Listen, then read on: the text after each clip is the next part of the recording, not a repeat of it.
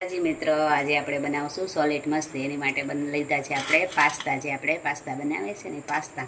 અને એક બાઉલમાં આપણે લીધું છે પાણી છે 2 ગ્લાસ.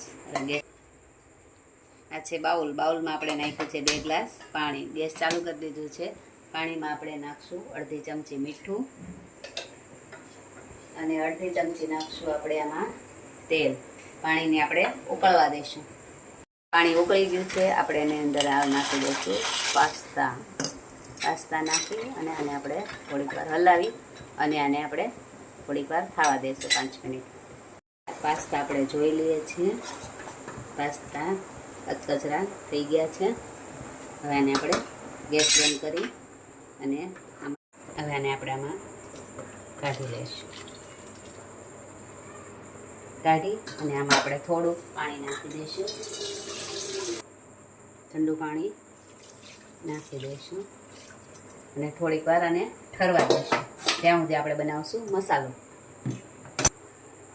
2 ચમચી નાખશું આપણે કોર્નફ્લોર. 2 ચમચી કોર્નફ્લોર. આપણે નાખશું આમાં મેંદો. આ બેને આપણે મિક્સ કરી લઈશું.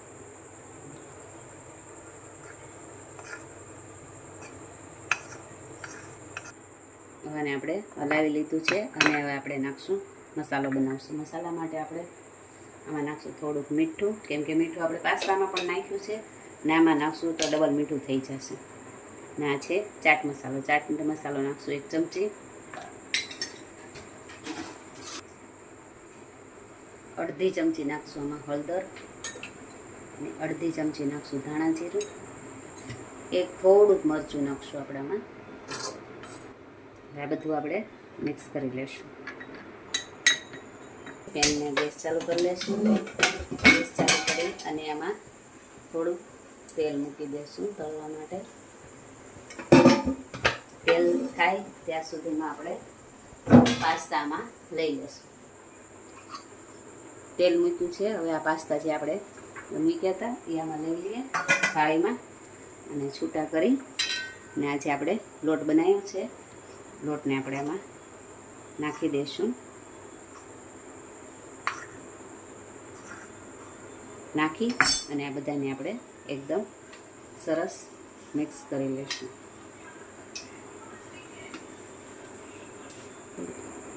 આ પાસ્તાને આપણે આમાં હલાવી નાખ્યા છે લોટમાં. હવે આને આપણે ગેસ ધીમો કરી દઈશું. હવે જે આપણે એમાં હલાવી લીધું છે એને આપણે પાસ્તાને એમાં થોડા કરી અને પાસ્તા નાખી દઈશું. ગેસ એકદમ ધીમો રાખશું. છૂટા આપણે એમાં નાખી દઈશું.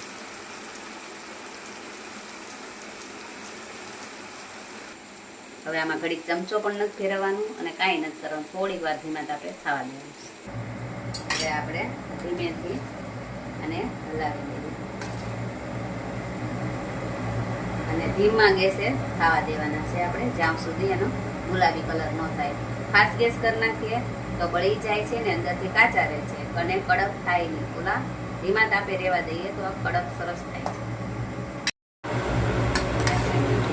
જો સરસ ગુલાબી કલર આવી ગયો છે. ધીમા ગેસે ખાવાનું છે. સહેજ આપણે પાસ કરવાનું થોડીક વાર. આને આપણે બધાને જોઈ શકો છો તમે. એનો અવાજ પણ આનો સાંભળી શકો છો.